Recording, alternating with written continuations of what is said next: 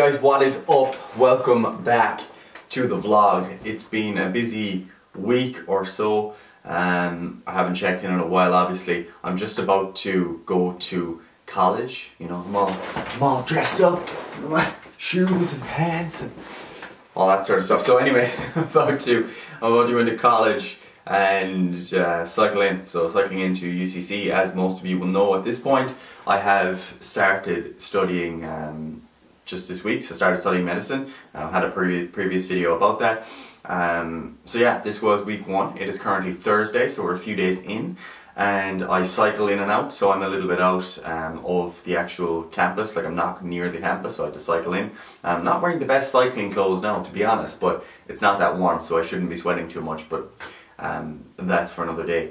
So this evening then, what I'm going to do is go to Jiu-Jitsu, so training for Brazilian Jiu-Jitsu. I am going to do a competition in a couple of weeks, so that's going to be fun, and I'm currently dieting down a little bit for that as well. So I'm currently around like 78 kilos or so, and the weight class that I'm competing in is the lightweight division, which is under 76 kilos. So that means that I'll have to get to around 74 to 74 and a half to comfortably weigh in, because the gi, you know, the big pajamas, I think they weigh a kilo or a kilo and a half. I'm not entirely sure, but that's what someone told me. So I need to check that out and sort that out. But that's the plan in terms of training for the next couple of weeks. That's the primary goal, is to work towards that, because I wasn't doing that much jiu-jitsu lately, just because I was traveling and stuff towards the end of the summer. So I was like, right, let's get a goal going and get back into this properly.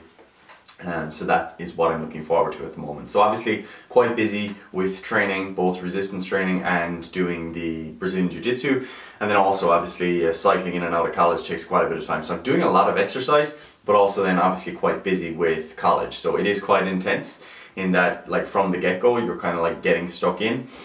Weeks 1 and 2 aren't too bad in that they're kind of introducing a lot of the content, but looking forward to a lot of the information that's presented over the next 12 weeks in semester 1, 12 weeks, 13, whatever it is. It is going to be pretty intense, so I'm going to have to be pretty on the ball, you know, so I won't be doing like 2 vlogs a week or anything. If I do like a vlog a week, I'll be pretty damn happy. So like in terms of like subjects then, just to introduce it to you guys, because I think some of you will be interested. So we've got a number of different modules. The first is called the fundamentals of medicine, but basically it's 5 modules crammed into one. So you've got like physiology, anatomy, biochemistry, pathology and pharmacology. And then pathology is kind of broken down into a few different things. So you've got things like microbiology, immunology, I think, and yeah, it's kind of split up again. But yeah, basically we've got 5 modules that are condensed into one. So that's like the bulk of the content that we're presented with, and that's the really intense stuff, because that's all kind of, you know, pretty heavy in your basic sciences. So if you haven't been exposed to any of that information before, it's quite intense. And even if you have been exposed to it, it is a lot. It's a lot. It's an overwhelming amount of information, and it's also presented in a very challenging way from what I've seen and heard in terms of how the questions are actually asked. So you do have to know your stuff, you know. So that's going to be fun. And then the other module is a clinical skills module. So that's more based on the more practical aspects of medicine, and you know, obviously it's my first week, so I don't know exactly everything that's going to entail, but for example, communication skills, gathering a patient history, auscultation skills, interpreting electrocardiograms, ECGs, stuff like that. So the more kind of practical clinical skills. And then the final module is epidemiology, which is essentially, you could call it research methods, in that you're trying to understand different types of studies, different statistical tests. Like, we haven't had it yet, but I'm just kind of assuming different statistical tests, interpreting research, interpreting the statistics presented in research, knowing how to infer causation and all that sort of stuff. So that's supposed to be pretty boring, but it's something I do want to actually put a lot of my own emphasis on, because that's something I'm interested in, is, you know, actually improving my statistical literacy. So hopefully I'll have time to actually put effort into that. But yeah, so it's a very busy course now, to be fair, and the basic advice that we've been given from every lecturer and every second year and third year that have spoken about their first year experience is like, you do just have to get going right away. Like, there is no time to wait or no time to stop. which is very different to like my previous college experience, because in physiotherapy, like it's not a very intense course. You know, obviously there's challenging aspects to it, including the placement aspect is quite challenging, but in terms of actual content, you're never overwhelmed. In terms of hours in college, you're never overwhelmed. You always have free time. You've got days where you can go away and just like not worry too much. You know, you can, like, I'm sure I started or we started Triage when I was in college doing physio, and that was quite very easy to keep all that going and do all of my extra reading in the exercise science world and stuff like that, and spend lots of time on social media, and you just had a lot of free time. And that's not going to be the case this time around. It doesn't seem to be in any way comparable, but you know, that's kind of what you would expect, really. Like, I mean, if you were going to your doctor tomorrow and you had a life-threatening illness, you would hope that they've studied pretty damn hard. So yeah,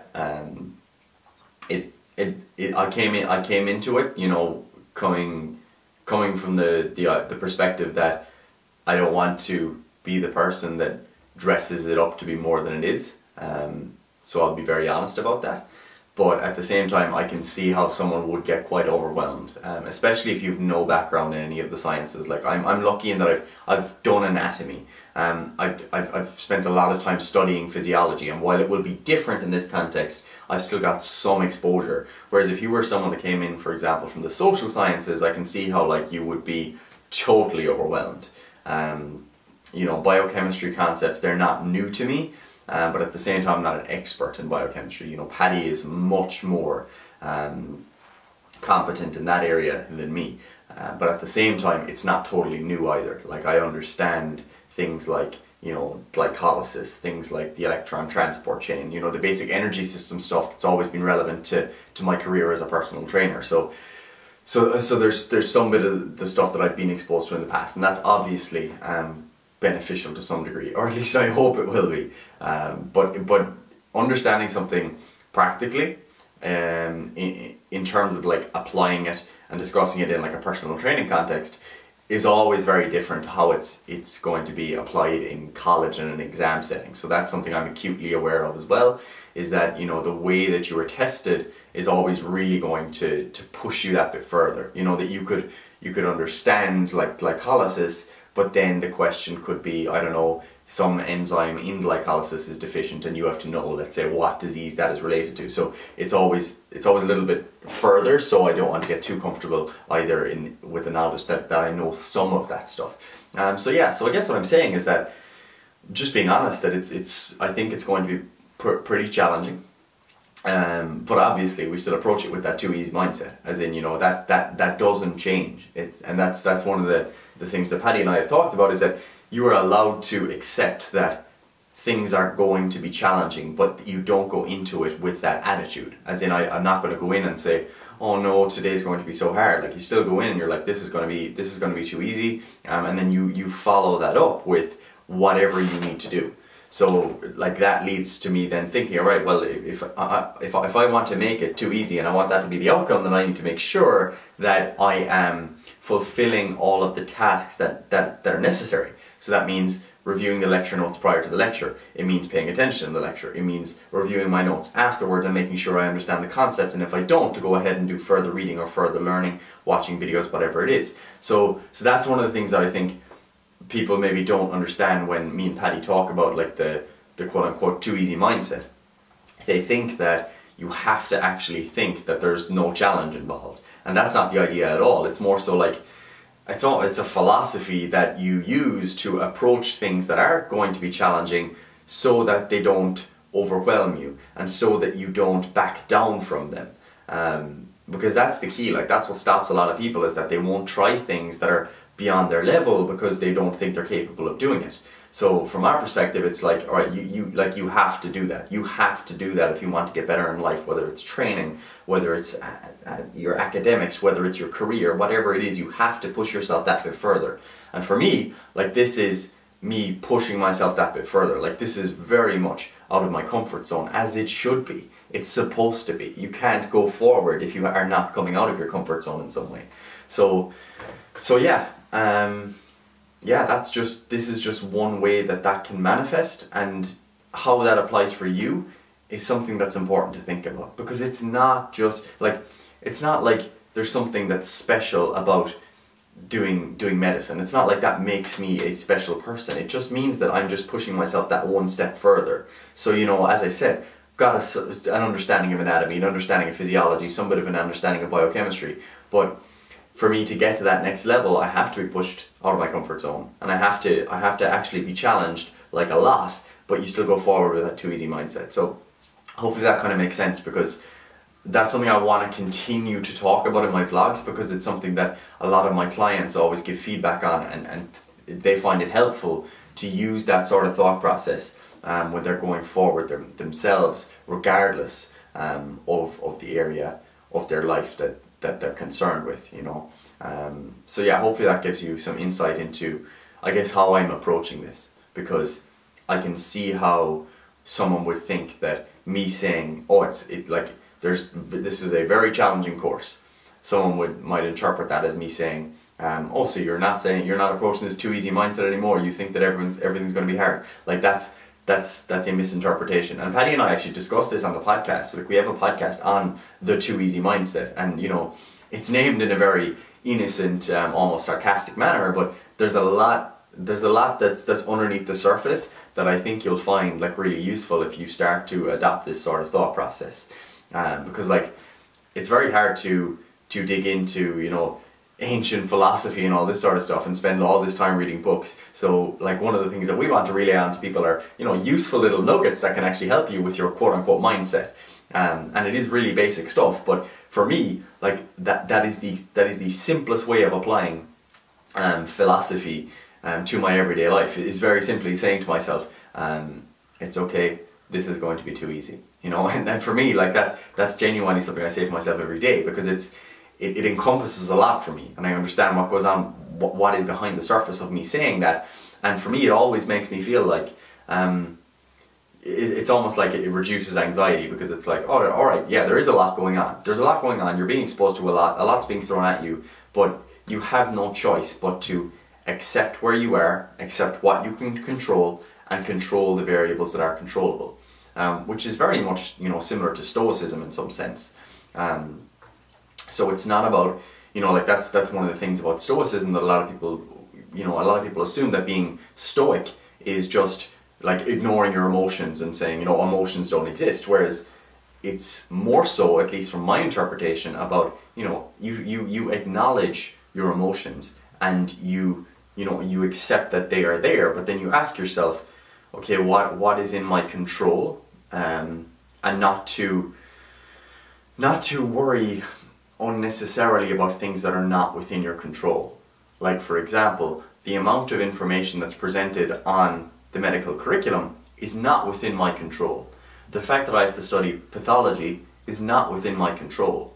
So then I ask myself, what exactly can I control in this situation that's going to carry me forward and take me to the next step? And then it's like, all right, well, you can manage your time better.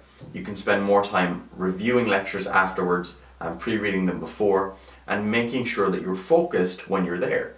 You can also try to get more sleep so that you have, you know, greater capacity for attention, and that you've greater memory and recall. So it's like, all right, now I can see what I can actually do. And the thing is, there's only so many things that you can control, so your goal should be to control as many of those things as you can every day. So controlling the controllables would not be cramming at the end of the semester, okay? Because you would then have 10 weeks where you did not control what was within your control, and then you're overwhelmed at the end for the final 2 weeks, and that is the result of inaction for the rest of that time. So for me, it's like, you have to think of the trade-off between a little bit of anxiety and overwhelm over every day that you get through your simple philosophy, which for me is like saying, oh, it's okay, it's going to be too easy, control what you can, versus massive amount of anxiety and upset and low mood, etc. at the end, and stress, because you didn't control the controllables all along. So yeah, hopefully that gives you guys some things to actually use. Like, I only want to make videos when they're useful, when there's something that you can take away from this, and I hope that there's something in there that you can take away from this. So yeah, as I said, going into college now, gonna cycle in, then essentially what I do is spend the day in college from like around 9 a.m. to 6 p.m. and then I'll go to jiu-jitsu. I've got jiu-jitsu from 6 till around 8, depending on what time I stay for, because there's 2 classes and you can stay for 2 if you're competing.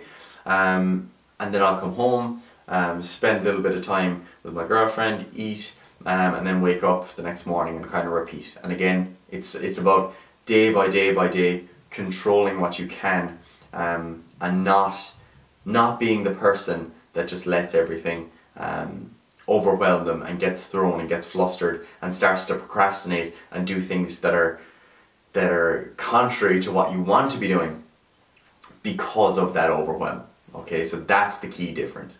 That's the mistake that I think most students make most of the time, is they feel overwhelmed and they need to almost medicate that feeling, medicate that anxiety, medicate that stress through not controlling what they can and instead doing something else like other than that, such as going out drinking, such as binge eating, such as watching movies, which is fine, which has its place. You know, going to the cinema has its place. But if that is your medication for ignoring the controllables, the things that you could be working on, and you let those things accumulate, like, man, that's a problem. You know, that to me is like, you know, accumulating debt and just ignoring it, because that to me is what that is. Like, it is debt. It is psychological debt that you're going to have to deal with in the future, and it's also debt to your actual potential, because you're not going to get A's, you're not going to get B's, you're going to be getting C's and D's because you didn't work all along. And that accumulates then over the years, and you know, you could potentially fail exams, or you could potentially not even get your degree, and yeah, that's where that stuff becomes important. So day by day, that's what it's all about. Day by day, think about it being too easy, and that is essentially what will get you through. So hopefully you enjoyed this video. Hopefully you got something from it. And what I might do in the next video is maybe I think like what I want to do is do like I'm going to talk about like graduating, because I graduated from physio last week. So what I might do is talk about a contrast between like how I approached that degree, the mistakes that I made, things that I could have done better, and things that I'm going to be doing now. And also how to manage training and nutrition while you're in college, especially if you're quite busy. Because I think that's practical stuff. Like I want people to be able to relate, because regardless of whether you're a student or whether you're busy in work, many of you are in the same situation as me, you know, where you don't have any hours free, you've got a lot going on, you know, get a lot to do, but you're trying to train, you're trying to stay healthy, you're trying to sleep enough, you're trying to manage your relationships, etc. So where possible, I'll try and help you guys out, show you the mistakes I make, tell you what I do wrong, tell you what I've learned from, etc. So hopefully you enjoyed this quick little video. I was only planning to do like 5 minutes, so now I've got to rush off to college, but thank you very much for watching, guys. I always appreciate it. I appreciate anyone who takes the time to listen to any of our podcasts, read any of our articles, watch any of our videos. So thank you. It does not go unnoticed. And if you do enjoy the video, please do like, subscribe, put it on your Instagram story, drop a comment below, let me know, you know, let me know if you want more videos like this, let me know what you enjoy, because obviously this is me sitting talking, and I know there's a handful of people that enjoy this, but maybe it's the case that you think this is totally boring and irrelevant because you don't give a shit about my thoughts on life. So yeah, let me know what you think, and of course, you know, be happy, be grateful for what you have, for the ability to wake up this morning and make free decisions. I'm very grateful for that. Things could be a lot worse. There's many people in much worse situations than me, so it is in fact too easy, and I'll see you guys in the next video.